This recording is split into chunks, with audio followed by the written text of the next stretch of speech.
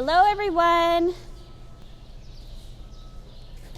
Thanks for tuning in to the Calgary Zoo's live today.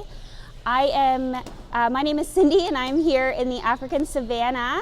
I'm here with our keeper, Ryan, and we are also here with Sparky and Loby. All right. All right. This is our keeper, Ryan. We're here with our two hippos, Sparky and Loby, and Ryan is going to share some fun hippo facts with us today. So if you guys have any questions, please send them through. And as well, you'll be able to see our giraffes in the background. It's a beautiful day out today, and we have the doors open. All right, guys, so thank you for joining us at the zoo. My name is Ryan, as Cindy said. I'm a keeper here at the zoo. I've been here for about 10 years now, learning a lot of stuff about animals and always learning more things about the animals. I'll give you a little bit of a rundown of our two hippos here that we have. Behind us, we have Loby and Sparky, our two hippos. Loby is actually the grandson of Sparky, a kind of a unique thing in the animal world. So Sparky is the one in the front, on the potentially the right side of your screen, I'm not sure. And she's a little bit heftier, but a little bit shorter than Loby, her grandson. We're thinking they are close to the same weight now because he is a little bit taller at the shoulder and he is growing into his full adult male hippohood, if you would. And so they're eating away at their hay. You know, their natural food item is grass and things that they find on the ground. One thing that a lot of people don't know about hippos is that they are predominantly nocturnal. So these guys will come out of the water at night when it's cooler, and they will march over to their normal feeding grounds, and sometimes that march goes on for generations and generations, and it makes a little dig out basically in the earth, and they just march down through this little safe little route to their feeding grounds, and they feed all night. So they're really very, very unique, very cool animals. They're also aquatic animals, predominantly aquatic animals. I can't say they're all like totally aquatic animals, but they do have very, very little hair. You can't see it, but they do have tiny little hairs on the top of their backs, probably just for sensory hairs and that sort of thing. But they do have easily seen hairs on the front of their nose, whiskers and that sort of thing. They're very sensitive and they can tell where that front muzzle is. It's quite a big nose there that they have, and so you can maybe see that there. And while we're in that zoom, you can also see Loby's teeth there. His teeth are very, very important. I'll get into those in a second. But his nose as well. His nose is very unique in that when they do go in the water, his nose will automatically close. It's a system they have so that the air obviously, or the water obviously doesn't get in their nose when they're swimming under the water. But when these big beasts are there under the water, all you'll see is that nose. And you can see now how the eyes and the ears protrude up. You'll also see the eyes and the ears. And that's all you'll generally see of these hippos when they're in the water and just kind of resting there in the water during the day. So pretty unique fellas, or pretty unique fella here, and of course Sparky is as well. Now he is 13 years old, and Sparky is now 32. She's going to be 33 on May 30th. So unfortunately, you guys won't be able to celebrate with us, but she'll be a whopping 33 years old. So now, if we want to go back to his teeth. Yeah, we actually have a question coming in from Tara, and she said, why do they have those big tusks? Those big tusks are very important for the males especially, and the females. They are generally used in display, and sometimes used in aggression purposes if they need to defend their pod in the water. So they are quite big on the males. The females are a little bit smaller. That's generally, again, due to mating practices and that sort of thing. So they can use those teeth as display, as aggressive weapons, possibly, if they ever come to that point. And yeah, so that's generally what they use those teeth for. Now inside their mouth, they have really cool dentition. You can maybe make out their incisors. Their incisors are really cool because they kind of occlude on each other. It means they come together on each other and they form little pinchers. So they'll actually pinch things from the earth. You know, this is a big animal, so it can rip out bushes and things, whatever it wants to eat really, in their feeding area, and rip that right out of the ground with those pinching incisors. Also, Awesome. you can see the flat back of the canine there, and that tooth will actually occlude on the top tooth, and every bite they take, it sharpens each of the teeth. Now, hippos' teeth grow perpetually throughout their life. Their canines grow perpetually throughout their life, which means they grow and grow and grow and grow, kind of like a rabbit's tooth if you think of that. So they need to occlude. They need to touch each other with each bite, keeping each other sharp and keeping them nice and healthy and in the proper form, or the proper position. We did have Foggy, our old male hippo. A lot of people know him. He had askew teeth. He had teeth that went off to the side, and he's very, very popular. And you can tell him from any picture.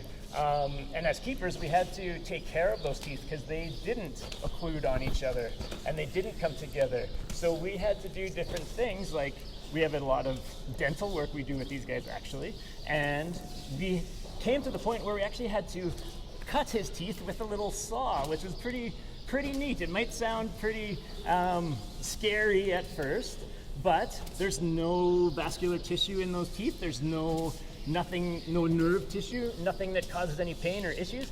We trained him to open his mouth and allow us to cut that tooth off so it didn't continuously grow up into his upper mandible and cause him issues and pain and that sort of thing. Where in the wild, of course, he wouldn't have had that, and he would have probably not survived as long as he did. Wow, so, yeah, that's awesome. neat. So Bella, who's age 7, and Yes. she's watching, and she wants to know if hippos close their nostrils underwater. Yes, they do. So you can watch once in a while. They're very dexterous. You can see how he's even closing them once in a while when he is eating there. So as soon as he goes in the water, his nose automatically closes. So it will close without him really thinking about it. It's kind of like us blinking. So they close and make a nice airtight seal so that the water doesn't go down into his lungs, Awesome. of course. Yeah. I'm going to throw a two-parter at you. Sure. Okay, so we have Tara wanting to know if they are meat eaters, and Shelly is asking how much do they eat in a day? So they are not meat eaters. They're definitely not. Those big teeth can look scary, and you might think they might use those for that kind of thing, but they are only grass eaters. They are herbivores, and they are grazers. So they're kind of like our cows, where they go up on the land and graze around on a lot of grass. They eat a lot of grass. So here at the zoo, we have we have hay. We have Timothy hay and alfalfa hay and all different kinds of hay. And we have a certain amount that we feed them. So we have, I don't know what the weight is, probably 20 kilos or so of hay. So that's, hay is grass and it's dry and it's not very heavy. So 20 kilos of that can be quite a lot. So we do feed them about 4 or 5 times a day. We give them different things. They have some yam down there actually, but their main source of food is hay and grass and nice little green things they find on the ground. So I hope that Awesome. answered your question. That is really cool. Yeah. Now we have Gavin, Gavin is 6 today. It's his birthday, so we're going to ask his question. He wants to know, do hippos swim or do they bounce more when they're in the water? Very good question. Happy birthday, bud. So these two guys, when you're here, when we open up again and you get to come back, you'll see these guys in the water. Now we have a really nice pool here, and it's quite deep. But you'll notice when Lobi goes in the water, he's generally the one that'll swim around and do different acrobatics in the water. So what he does, he'll get down in the water, and it looks like he's swimming, it looks like he's floating, but actually these guys are so dense that they cannot swim really at all. It's quite a neat thing. So you'll see them on the bottom of the water doing different things. With these guys, when they want to get a little faster under the water, what they'll do is expel a big gulp of air. They blow out a big gulp of air, so that lowers the amount of air in their body, and it makes them heavier on the bottom so that they can get more grip and they can move faster on the bottom. It's really cool to see. As soon as you see that bubble, you know they're trying to get more grip, more purchase on the bottom of the water. So if you ever see any videos out there, a lot of times if a hippo is there, all you'll see is that big bubble of water come up, and you know they're down there and probably get out of there. Yeah, because these guys, I guess I haven't said that yet. These guys are one of the most dangerous animals in Africa.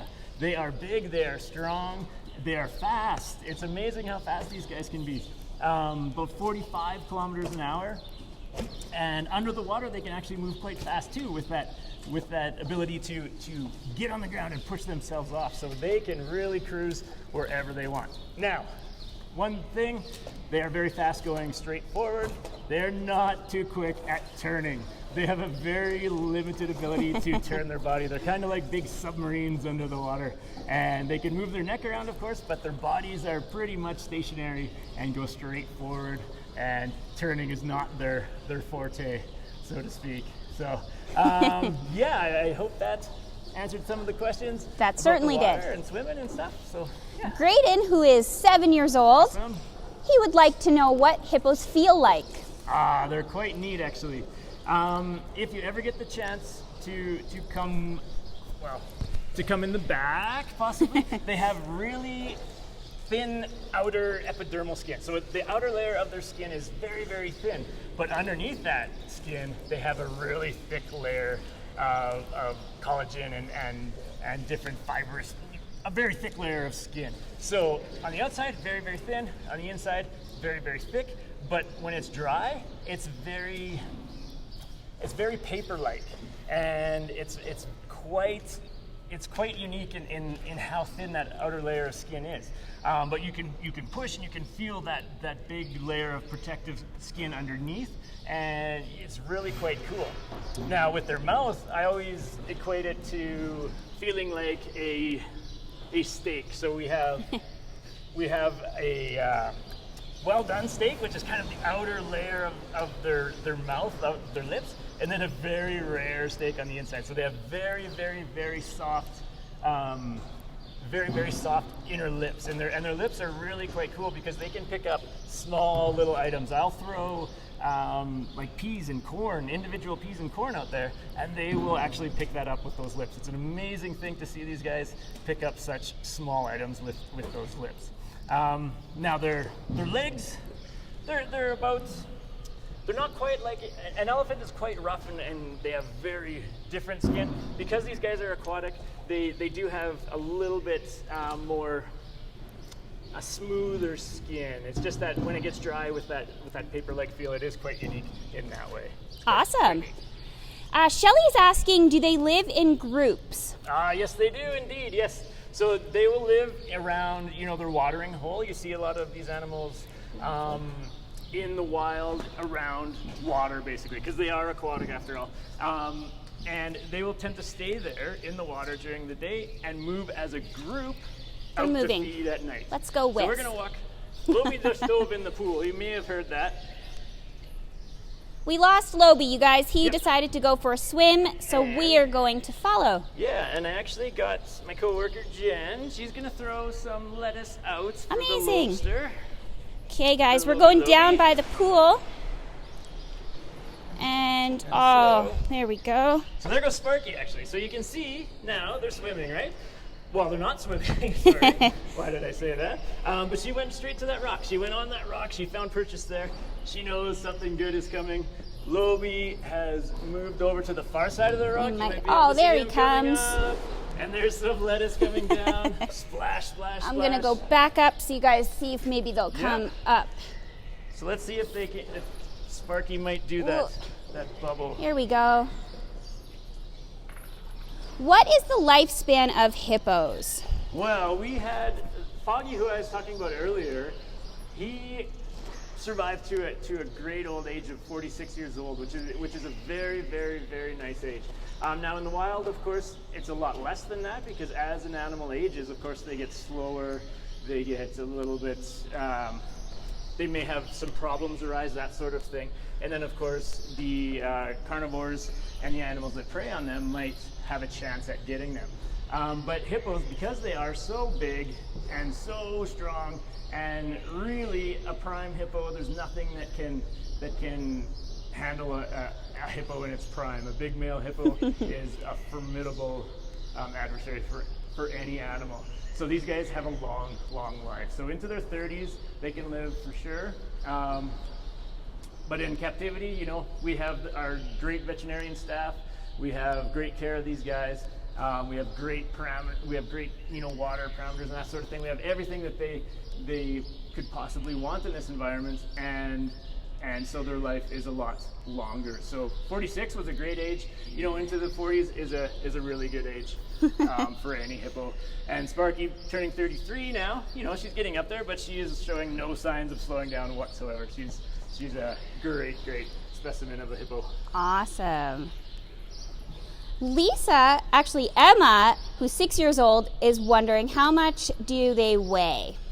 Oh, good question. So, at the very beginning, I kind of mentioned that a little bit. I didn't mention their actual weight, though. So Sparky is, you know, she's a big animal, and she was 2 tons. So wow. 2 tons in pounds is 4,400 pounds. So about the weight of a truck.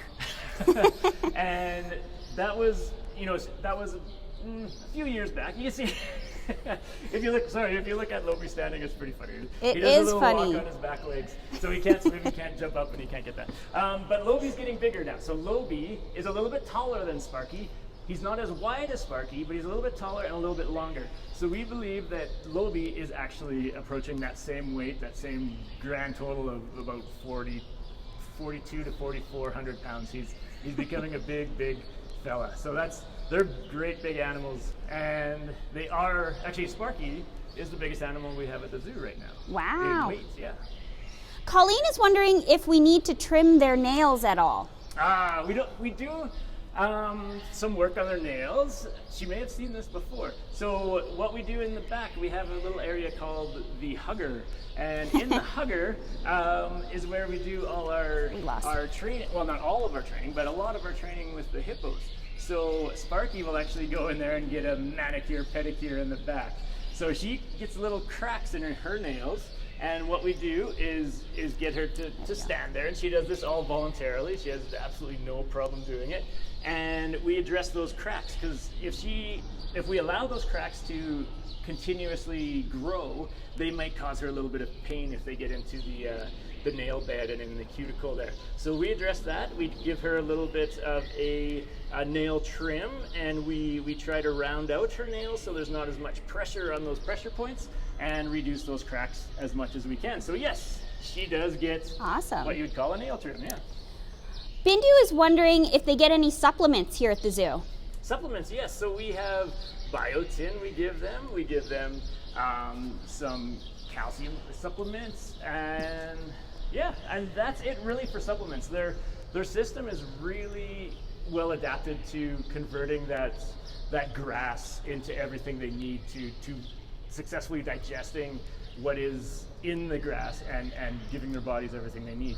Now, above and beyond that, we do have some food we call cubes, basically, and it's compressed alfalfa with a bunch of different additives into it. So if there's anything they're lacking from that grass diet, those cubes, you'll sometimes see us throwing them out onto the platforms and things. Those cubes have everything else that they need to have a nice, healthy system. Awesome. Now, I've seen a few questions come through. Amy is wondering how long they can hold their breath for underwater. So it's believed, 4 or 5 minutes is kind of the going average. Now, an interesting thing with Lobi, when he first came, he kind of put that average to shame, because he was in the back. Hadn't met his grandma yet, and he was a little bit frightened of her. So when he came, we have a pool in the back, and he stayed under the water, I think it was for 11 minutes before he kind of poked his nose up and got a little breath of air. Now, he may have snuck his nose up and took a breath without us seeing, but we were pretty attentive to him those first few days, and so I think they can hold their breath a lot longer than that 4 or 5 minutes. Ryan, I'm going to put you on camera right now. Give a little wave, introduce yourself again. We have some questions asking, who's the keeper given all this wonderful information? So this is Ryan. That's me, I'm Ryan. I've been a keeper here for 10 years. Straight out of university, it was fantastic. And yeah, so I've been working here, and you may have seen me hanging around Savannah or over in Eurasia a little bit as well. So yeah, I've been around for quite a while. Awesome job. All right, let's see. Oh, this is an excellent question. Nathan, who's 7 years old, is wondering, do your hippos sweat? Is it red? That's exactly, it's both things. Yes, it is correct. They do have a red sweat. Now, it's kind of a unique thing to hippos in that when they do go out into the sun, they need to protect that. There. Oh, you know what? We're gonna move a little bit, guys, so we can see the hippos. That skin from the sun. So you can see the sunshine actually is off Sparky's skin right now. Of course, she's wet. She just came out of the pool.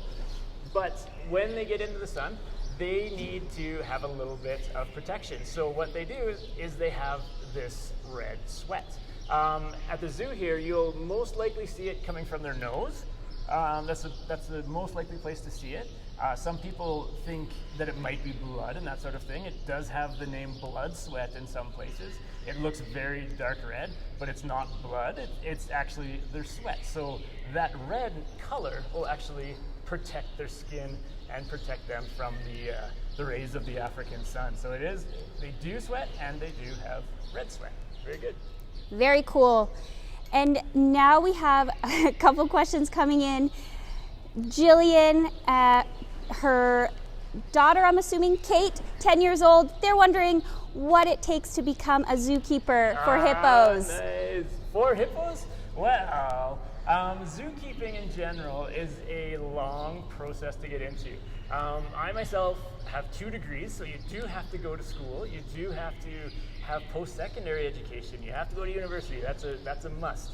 You have to get that schooling down, and of course, you have to absolutely love animals. Like, these things are our life, basically. These animals are just everything to us. So, you know, I'm sure that because you're watching that you do love animals, you got a good start there. Just focus on those animal studies in the school, animal behavior, you know, animal physiology, those kind of things, and you have a good chance of getting a job at the zoo. And a zookeeper in particular, you know, you sometimes you have to start at a lower level, maybe as a volunteer, as an assistant. Well, not an assistant, I would say, but a volunteer is a very good start. Great place to start. Work your way up from there, and just keep trying. It takes years and years to get hired, but when you do, it's absolutely fantastic. Awesome. It looks like our hippos have decided to go outside and enjoy the nice day out there. We'll answer one last question, I think, before we wrap this up, since the hippos are out having some sun. We can see the giraffes outside right now, and we have Serenity, who wants to know if our giraffes and hippos are friends. Well, you'll see a lot of pictures, and they do come nose to nose sometimes over what we call the alley in behind the pool here. It's a little alley that separates the giraffes and the hippos, but it's definitely not big enough to separate a giraffe's neck. So sometimes they will actually stick their necks through, and they will come nose to nose with the hippos, and the hippos will smell, and it's really quite a cool thing. And there's no aggressive interactions like that. There's nothing that says they're not friends, really. So I think they get used to each other, and they know each other's there. And I think, you know, they are. Sure, they're friends. Yes, why not? They're very much friends. Awesome. They're good neighbors. That's what they are. Neighbors.